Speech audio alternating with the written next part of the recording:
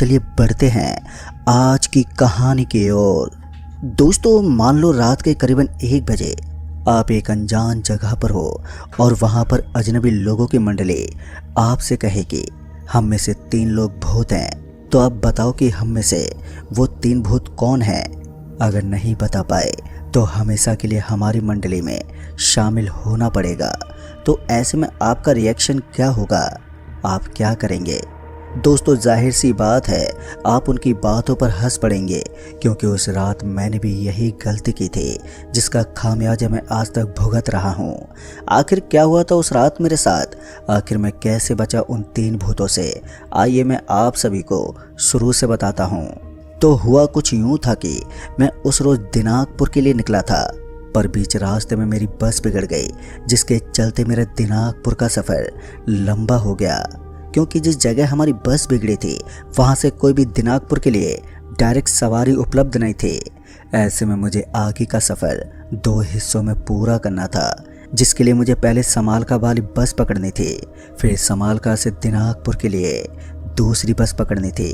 पर मसला अभी सुलझा नहीं था, क्योंकि समालखा वाली बस रात के 10 बजे आने वाली थी, जिसका मतलब था कि जब तक मैं समालखा पहुंचता तब तक आधी रात हो जाती, और जिसके बाद मुझे फिर अगली सुबह ही दिनाजपुर के लिए बस मिल पाती। और यही वो मसला था जिसने मुझे उलझाए रखा था। आखिर सवाल रात गुजारने की थी, वो भी एक ऐसी जगह पर जिसके बारे में मुझे जरा सी भी जानकारी नहीं थी। खैर, इसके बावजूद भी मैंने समालखा वाली बस पकड़ी और रात के करीब 1 बजे मैं समालखा उतर गया। बस से उतरते ही जब मैंने अपने इर्द गिर्द नज़रें दौड़ाई तो हर तरफ खामोशी और सन्नाटा ही पसरा हुआ नजर आया। वो तो गनीमत थी कि स्ट्रीट लाइट चल रही थी, जिससे मुझे थोड़ी राहत तो मिली, पर यह काफ़ी नहीं था। सड़क के दोनों ओर कतार में दुकानें थी जो सारी की सारी बंद हो चुकी थी। अभी मैं यही सोच रहा था कि मैं कहाँ जाऊँ, क्या करूँ, कि इसी बीच मुझे कुछ लोगों के ठहाके की आवाज़ सुनाई दी। मैंने फौरन ही अपने कदम उस तरफ बढ़ा दिए जिस ओर से उन ठहाकों की आवाज़ें आ रही थी। कुछ आगे जाते मुझे एक चाय की दुकान दिखी जो अभी भी खुली हुई थी, और वहीं पर कुछ लोग बैठे गप्पे हाँक रहे थे। उन लोगों पर नज़र पड़ते ही मैं भी उस चाय की दुकान पर पहुंच गया और उस चाय से एक कप चाय मांगी। अभी मैंने उस चाय वाले से चाय मांगी ही थी कि मैंने नोटिस किया कि वहाँ पर मौजूद लोग मेरे आते ही एकदम से खामोश हो गए। उन्हें एकदम से खामोश देखकर मैं मजाक में मुस्कुराते उनसे कह बैठा कि आप लोग तो ऐसे खामोश हो गए हैं जैसे कि आपने कोई भूत देख लिया हो। अभी मैंने इतना ही कहा था कि तभी उनमें से एक ने मेरे से सवाल करते हुए कहा, तुमने कभी भूत देखा भी है? जिस पर मैंने मुस्कुराते हुए कहा, जी बिल्कुल नहीं, और देखूंगा भी तो कैसे, जब भूत जैसा कुछ असल में होता ही नहीं है। ये तो सिर्फ हमारे दिमाग का वहम है जो डर की स्थिति में हमारा दिमाग हमें दिखाता है। मेरे ये कहते उस आदमी ने सवाल करते हुए पूछा, क्या तुम अभी डरे हुए हो? जिस पर मैंने थोड़ा हिचकिचाते हुए बोला, नहीं तो, आखिर यहाँ डरने जैसा है भी क्या? मेरे इतना बोलते उस आदमी ने बोला, अभी मेरे साथ कितने जन तुम्हें दिखाई दे रहे हैं? इससे पहले मैं उन्हें गिनता कि उस आदमी ने कहा, मेरे को लगाकर अभी मेरे साथ 6 जन और हैं, जिसमें से 3 भूत हैं, और तुम्हें ये पहचानना है कि हम 7 जनों में से वो 3 भूत कौन हैं। अगर तुम उन्हें नहीं पहचान पाए तो तुम्हें हमारी मंडली में हमेशा के लिए शामिल होना पड़ेगा। अब ये सुनते मेरा तो दिमाग चकरा गया। दरअसल इस बार उस आदमी का लहजा बदला हुआ था। उसके लहजे से ये साफ लग रहा था कि वो ये बात पूरी गंभीरता के साथ कह रहा है। शायद वो मुझे डराना चाहता था, इसलिए मैंने उस आदमी की बात का जवाब देने के बजाय थोड़ा मुस्कुराया और फिर चाय वाले की तरफ पलटते हुए बोला, अरे भाई साहब, चाय बनी कि नहीं अभी तक? इससे पहले वो चाय वाला कुछ बोलता कि उस बूढ़े आदमी ने एक बार फिर कहा, जल्दी बताओ, हम में से वो 3 भूत कौन है? मैं अब तक समझ गया था कि ये बूढ़ी मंडली मेरे पीछे पड़ गई है। अगर मैंने अपनी जुबान और चलाई तो मामला कहाँ जाके थमेगा, इसका कोई अंदाजा नहीं था। लिहाजा मैं पीछे पलटा ये कहने के लिए कि मैंने सिर्फ मजाक किया था। मेरा इरादा उनके भावनाओं को ठेस पहुंचाने का हरगिज नहीं था। पर जैसे मैं ये कहने के लिए पीछे पलटा तो वैसे उस बूढ़े आदमी का तमतमाया चेहरा देखकर मेरी तो बोलती बंद हो गई। अचानक ही मेरा मुंह पूरा सूख गया और सीने में एकदम से तेज जलन होने लगी। इससे पहले मैं कुछ समझ पाता कि उस बूढ़े आदमी ने एक बार फिर अपनी बात को दोहराते हुए कहा, तुम बता रहे हो कि नहीं? इस बार उस बूढ़े आदमी के सबर का बांध टूट चुका था। इसलिए वो मुझसे ऐसे बात कर रहा था मानो मैं उसका नौकर हूँ। अभी उस बूढ़े आदमी ने इतना ही कहा था कि तभी पीछे से वो चाय वाला बोला, अरे बाबूजी शांत हो जाइए, ये बता देंगे, बिल्कुल बताएंगे इस बात को। इनको पहले चाय तो पी लेने दीजिए, चाय पीने के बाद ही तो इस सर्दी में इनका जमा हुआ दिमाग काम करेगा। उस चाय वाले की ये कहते ही वो बूढ़ा आदमी एकदम से शांत हो गया। उस बूढ़े आदमी के शांत होते ही मैं भी नॉर्मल फील करने लगा। अब ना तो मुंह सूखा हुआ लग रहा था और ना ही सीने में वो तेज जलन हो रही थी। तभी उस चाय वाले ने मुझे कुल्हड़ में चाय पकड़ा तो बड़े ही धीमी आवाज में बोला, साहब इन 7 लोगों में से 3 लोग सच में भूत हैं। अगर आप उन 3 भूतों को पहचाने बिना यहाँ से चले गए तो आप ज़्यादा दिन जिंदा नहीं बचेंगे, इसलिए आपको बड़े ही सूझबूझ से काम लेना होगा। आप जैसे चाय ख़त्म करेंगे वैसे ही वो बूढ़ा आदमी फिर से आपको उन 3 भूतों को पहचानने को कहेगा और आपको इस बार पहचानना ही पड़ेगा। उस चाय वाले के ये कहने पर कि सच में इन 7 लोगों में से 3 जने भूत हैं तो कुछ पल के लिए सच में मैं घबरा गया। कुछ मिनटों पहले मुझे भूतों के अस्तित्व पर यकीन नहीं था, अब पता नहीं क्यों मेरा वो यकीन टूट गया था, जिस वजह से मैं चाय की घूंट लेते हुए ये सोचने लगा कि अगर सच में इनमें से 3 जन भूत हैं तो फिर तो उनके पाँव भी उल्टे होंगे। यही सोचकर जब मैंने उन सब के पैरों की तरफ देखा तो उनमें से किसी के भी पैर उल्टे नहीं थे। जहां मैं उन 7 पर नजरें जमाए चाय की धीमी धीमी घूंट पी रहा था ताकि मुझे ये पहचानने का वक्त मिल जाए कि असल में इंसान कौन है और भूत कौन, कि तभी वो बूढ़ा आदमी एक बार फिर से गुस्से में बोला, चल बहुत हुआ, अब बता। अभी उसने इतना ही कहा था कि तभी वहां ब्लैक आउट हो गया, मतलब कि वहां की पूरी लाइट चली गई और चारों तरफ शाह अंधेरा पसर गया। बिजली के जाते उस चाय वाले ने फौरन ही लालटेन जलाई, जिस वजह से वहां थोड़ी रोशनी हुई और इसी बीच मैंने उस लालटेन की रोशनी में वो सब देखा जो बल्ब की रोशनी में नजर नहीं आ रहा था। दरअसल जहां चाय वाले ने वो लालटेन जलाकर रखी थी उसके ठीक ऊपर एक फोटो टंगी हुई थी जिस पर हार चढ़ा हुआ था। उस हार चढ़ी तस्वीर पर जब मेरी नजरें पड़ी तो मेरी नजरें उस तस्वीर पर ठहर गईं। दरअसल वो तस्वीर इसी बूढ़े आदमी की थी जो मेरे पीछे खड़ा था और मुझसे बार बार पूछ रहा था कि बताओ हम में से 3 भूत कौन हैं। पता नहीं क्यों उस वक्त मुझे क्या हुआ था कि तस्वीर पर नजर पड़ते ही मैं झट से पीछे पलटा और उस बूढ़े आदमी को जवाब देते हुए बोला, पहले भूत तो आप ही हो। मेरी ये कहते हुए वो बूढ़ा आदमी मुस्कुराया और मेरी आंखों के सामने धुआं बनकर उस अंधेरे में गायब हो गया।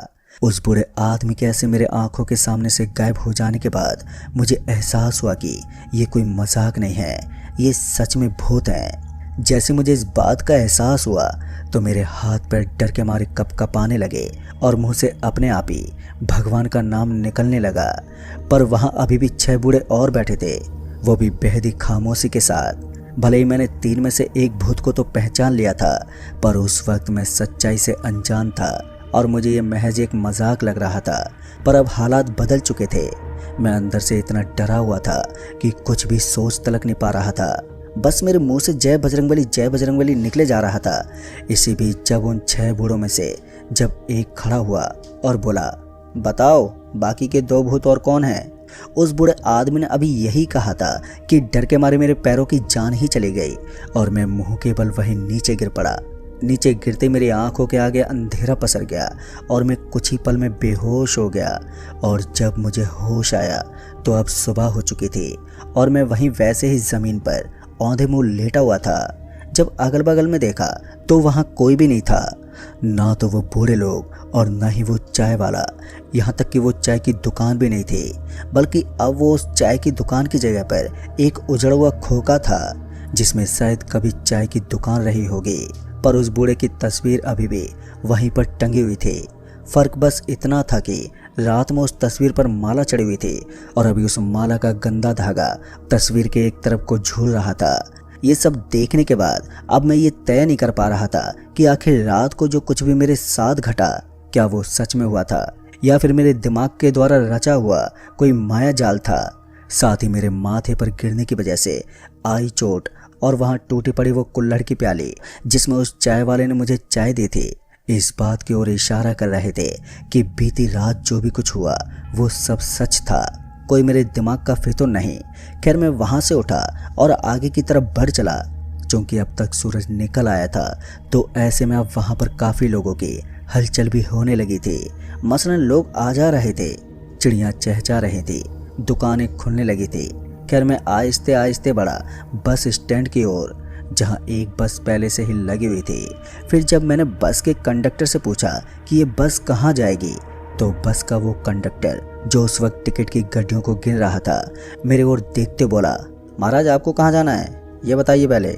जिस पर मैंने कहा, वो दिनाजपुर। मेरे ये कहते उस कंडक्टर ने थोड़ा मजाकी अंदाज में बोला, हुजूर ये बस आपके ही इंतजार में खड़ी है, चलिए बैठिए।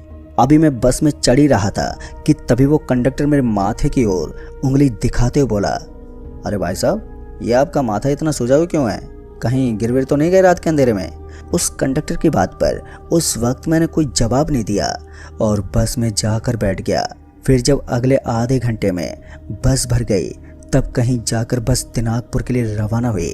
वहीं मैं बस की सीट पर बैठा यही सोच रहा था कि सच में क्या भूत होते हैं, पर भूत तो लोगों को मार देते हैं, पर मेरे साथ तो ऐसा कुछ भी नहीं हुआ।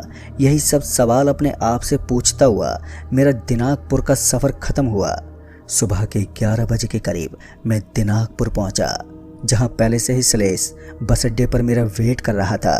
जैसे मैं बस से उतरा तो वैसे ही सलेश ने मुझे देखते पूछा, भैया ये माथे पर चोट कैसे लगी है। उस वक्त मैं वो सब दोबारा याद करना नहीं चाहता था जो पिछली रात हुआ था, लिहाजन मैंने सलेश को ये बोल दिया, एक जगह पर पैर फिसल गया था और ये चोट लग गई। खैर उस वक्त मैंने सलेश से असल बात छिपा ली, पर मुझे ये पता नहीं था कि ये मेरी ज़िंदगी की सबसे बड़ी भूल साबित हो जाएगी। दोस्तों उस वक्त मैं सलेश के साथ उसके घर गया।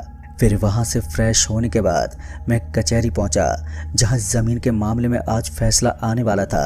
फिर जब कचहरी का फैसला आया तो सलेश और मैं खुशी से झूम उठे। दरअसल हम पिछले 7 सालों से चल रहा ये केस जीत चुके थे। इसके बाद हम खुशी खुशी सलेश के घर गए और वहाँ इस जीत को सेलिब्रेट किया और इसी मौज मस्ती में रात हो गई।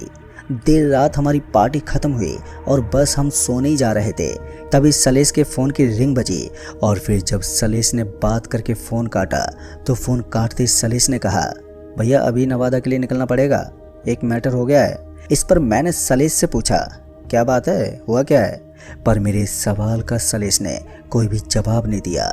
मेरे सवाल का उल्टा सलेश ने बड़े अजीब ढंग से बर्ताव करते बोला, आप आ रहे हैं या मैं अकेला ही चला जाऊं। सलेश के ऐसे बर्ताव से मैं समझ गया कि इस समय बात बढ़ाने का कोई तुक नहीं बनता, लिहाजा मैंने बड़े ही प्यार से सलेश से कहा, हाँ मैं आ रहा हूँ तेरे साथ। मेरे ये कहते ही सलेश ने अपनी लाल कार निकाली और हम रात के करीबन 12 बजे निकल गए नवादा के लिए सलेश का मैटर सुलझाने, जिसके बारे में मुझे अभी तक कुछ भी पता नहीं था। खैर हम निकल तो गए थे, पर सलेश ने चुप्पी साध रखी थी, मतलब कि वो चुपचाप ड्राइव किए जा रहा था। चूँकि हम दोनों के बीच कोई बातचीत नहीं हो रही थी, इसलिए मुझे कुछ ही देर में उबासियाँ आने लगी और धीरे धीरे पलकें भारी होती चली गई और इसी बीच में कब सो गया मुझे पता ही नहीं चला। अब मुझे रह रहकर हाईवे से आती जाती गाड़ियों की हल्की फुल्की आवाज़ें सुनाई दे रही थी। फिर इसी बीच सलेश ने अपनी चुप्पी तोड़ते बोला, भैया चाय पियोगे क्या। चूँकि उस वक्त नींद मेरे पर हावी हो रखी थी, इसलिए मैं बिना आँख खोले ही बोला, नहीं मुझे नहीं पीनी। मेरे ये कहने के कुछ देर के बाद मुझे एहसास हुआ कि गाड़ी कहीं पर रुकी हुई है।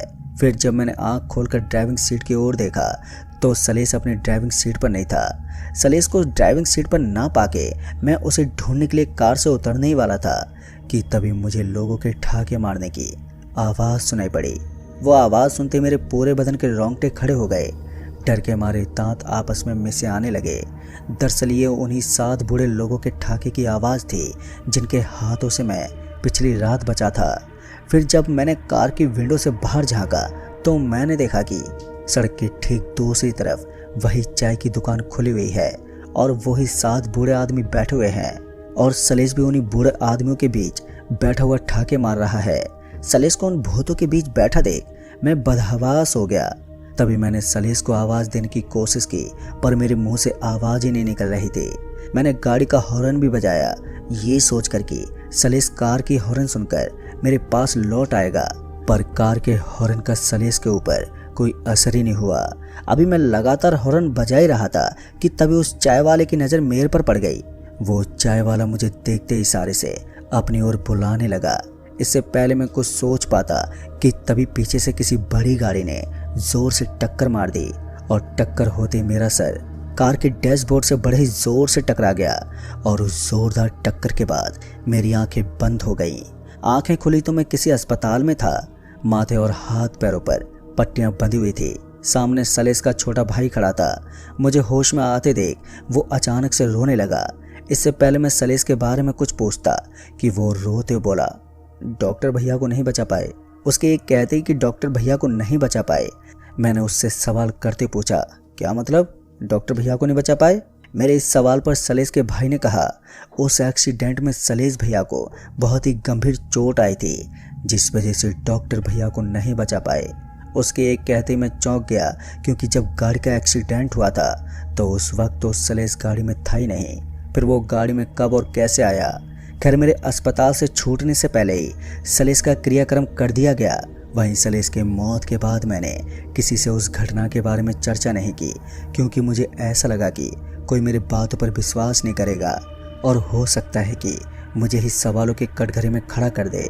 पर दोस्तों, आज भी उस समालखा से गुजरते वक्त मुझे वो उजड़ी हुई दुकान दिखाई देती है और कुछ देर के लिए मैं आज भी सहम जाता हूँ।